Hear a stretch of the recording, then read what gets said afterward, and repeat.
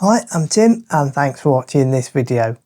I thought it was about time that I started protecting my back garden and my sheds, which have of course tools and so on in them, which would be awkward to replace should they all get stolen, for example. So I thought what better to do it than with a Reolink security camera, and in particular this one, the Reolink Argus 3 Ultra Wi-Fi solar powered security camera, and also the solar panel 2. So what we're going to be doing in this video is we'll take a closer look at this Reolink Argus 3 Ultra, and then what we'll do is get it adopted into the Reolink app on the PC behind me here, and then what we'll do is go outside and we'll get it mounted. So keep watching this video and we'll get right to it now. So in the box you get the usual envelope with the operational instructions, surveillance stickers, declaration of conformities and all that rubbish, so we'll put that to one side. You also get a USB-C to A cable. Now this is a 1 meter cable. Now this is just used for initially charging the camera up, so you make sure that it's fully charged before you actually install it, which is recommended. So put that to one side. You also get the pole mounting strap. You also get a bag of screws and wall plugs, and also a nice little key which you can use to factory reset the device, which is a nice little thing to have in the actual devices because a lot of companies don't supply these. So we'll put those to one side. We also get the mounting bracket, and as you can see this is a solid bracket. It's made partly of metal, which is the main part here at the back, and the inner part there at the front is all metal, and then the outer ring, which is threaded and which you tighten up, is made of plastic, but it feels really solidly built. And then of course we have the camera, which is in a nice little plastic bag, and it also has plastic over the lens at the front to protect it and stop it getting scratched during installation. Now this is a nice little compact camera, so I thought it would be ideal for monitoring my back garden with the sheds as well. So it should cover the sheds and also my back gate. So anyone trying to get in or get into the sheds, for example, it should cover that. It's compact, it's nice and neat. At the back we have a speaker, so it does actually give out audio, so there's two-way audio on this. There's also a little threaded hole there, which is for the mounting bracket, which just screws into place and tightens up. And then on the bottom we have two rubber covers which are recessed. Now one is for the USB connection, and that's deep inside the hole there, so it's protected from water getting in there. So it's nice to see that it's a nice deep hole, and with it facing down, water should run off it. So we'll keep that closed for the time being. And then in the other panel we have an on-off switch, so that's the power on-off switch. We have an SD card slot, and we also have a recessed hole there, which is the reset button in there. So this will take up to a maximum of 512 gigabytes of micro SD card storage for this slot. And for the USB connection there, it is actually a USB-C, which I didn't mention.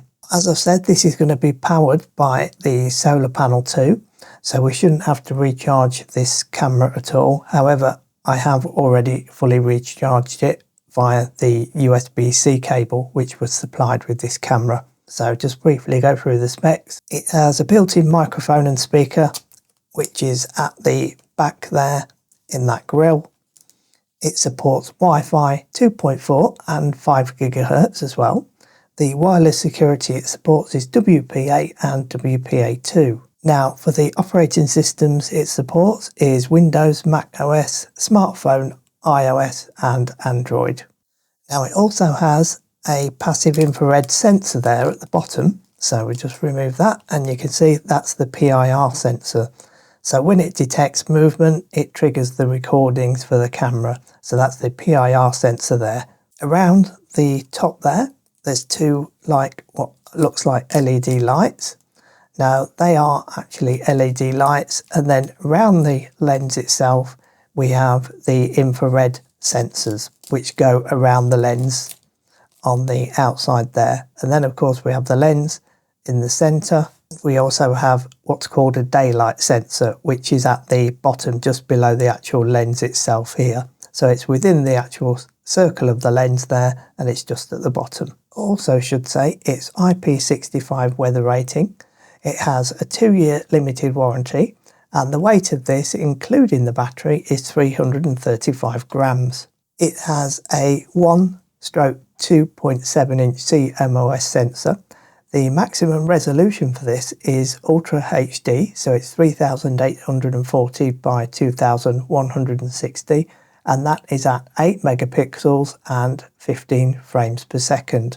The video compression it supports is H.265, and the field of view for this, so the camera lens field of view, is horizontally 105 degrees, vertically 55 degrees, and diagonally 125 degrees.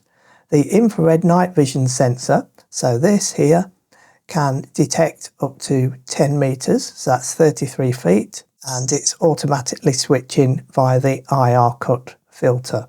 Now, with the colour night vision, there are 2 spotlights, as I said at the top here, so it does actually support full colour night vision, and these LEDs are rated at 2 watts and 6500K. The frame rate, so the mainstream, can be between 10 and 15 frames per second. The default is 15 frames, and for a substream it can be between 10 and 15 frames per second as well, and also the default for that is 15 frames per second. The code rate, so the mainstream code rate, is between 1024 kilobits per second and 4096 kilobits per second. Now the default is set to 3072 kilobits per second. The battery in it is a 21.6 watt hours rechargeable battery, and of course it varies depending on how much the camera is used and how many detections it has, depending on how long the battery would last. Of course, you just recharge it and it automatically recharges via the connected solar panel too, which will be connecting to this. So that is the Reolink Argus 3 Ultra security camera. So what we'll do now is get it installed and adopted into the app. So as I said, I've already recharged it. So all we need to do is we'll scan the code on the device. So there is a barcode here and also a serial number, and we should have a QR code, and also underneath the QR code there is a UID number.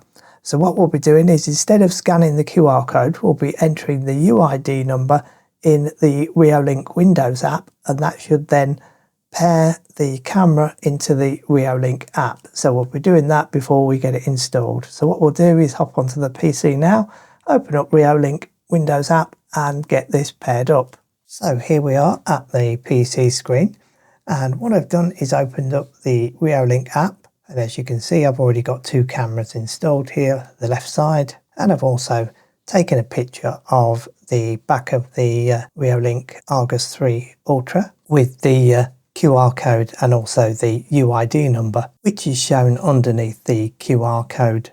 We need to first click on the device plus in the Reolink app here, and then it will ask you to add a device. Now by default it goes into the UID screen, so what I'll do is input the UID. With the UID entered, and of course you also need to make sure that your PC or the computer that you're working on or mobile phone is also connected to your local home Wi-Fi network. So once you've done that and ensured that you're connected to Wi-Fi, which my PC is, you can then power on the Argus 3 Ultra by flicking the switch underneath the cover, and then just wait for it to start playing the recorded messages, as you can hear now. So once we've done that, we can now click Add in the Reolink app. You are adding a battery-powered IP camera. To avoid battery drainage, please reduce the live viewing time. So we'll just confirm. Then it's asking us to connect the camera to Wi-Fi. So we'll select Wi-Fi,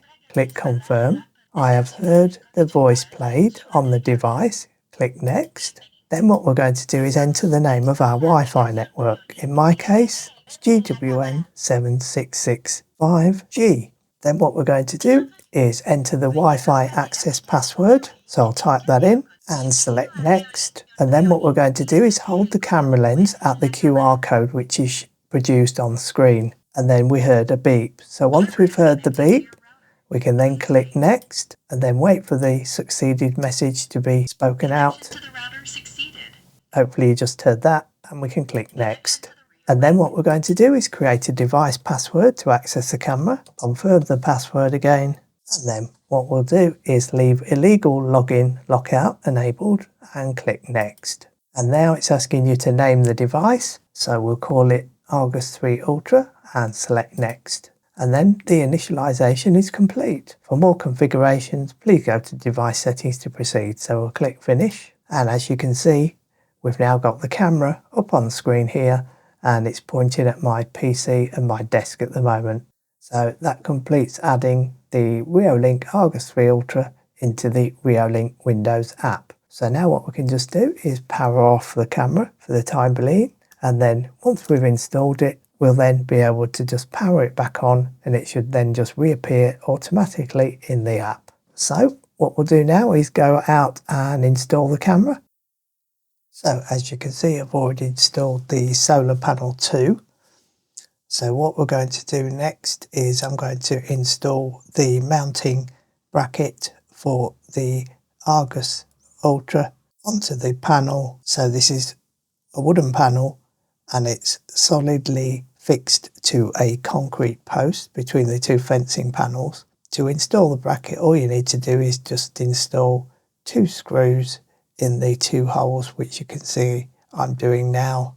Really easy to do, and just making sure that they're fully tightened up, and that's fully tightened.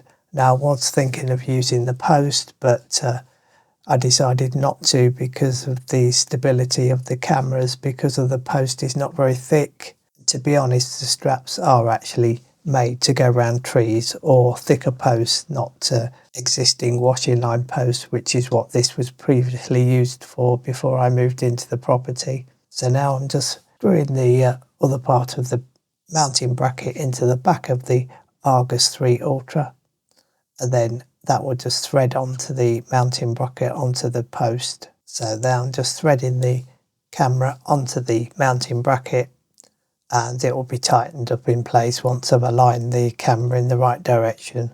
That's a little bit fiddly to do just to get it lined up initially, but once you get it tightened up and in place, it's really easy to get it lined up properly. So there we go, it's all tightened up in place, peeling off the protective film on the front. And there we have it, it's installed and in the right position. I might just tweak the position once I get the picture up on the mobile phone later on, but it's about not far off. As you can see, I'm just making sure it's vertically lined up now, so that the picture is vertical as well on the camera when you see it on the actual mobile phone screen or your computer screen, whichever you're using. So now I'm just untangling the cable and going to then be connecting it into the bottom of the camera, into the USB-C port, so that the solar panel keeps the camera charged up. Now it's best to just untangle the cable and then just tie it up again afterwards, to be honest. So what I'm doing is coiling the cable up and tying it to the back of the solar panel 2 with a cable tie, and of course I've left a bit of cable excess to be plugged into the USB-C port on the camera itself. So then that's been now plugged into the bottom of the camera, into the USB-C port, just making sure that the connector and the plug is clean, camera's all fitted, just making sure that the bracket's fully tightened and the camera's in place. We've got the cable all connected up with drip loops at the bottom. So I'm just tying the cable at the bottom there of the camera with another cable tie, just to stop it getting caught or blown about in bad weather conditions. Making sure that the other cable tie at the back of the solar panel is tightened, and also the bracket is fully tightened on the solar panel 2. Now the solar panel 2 does face completely south, so it should get as much sun as possible to keep the battery in the camera charged up. And there we go, all finished. Hope you like this video, and thanks for watching.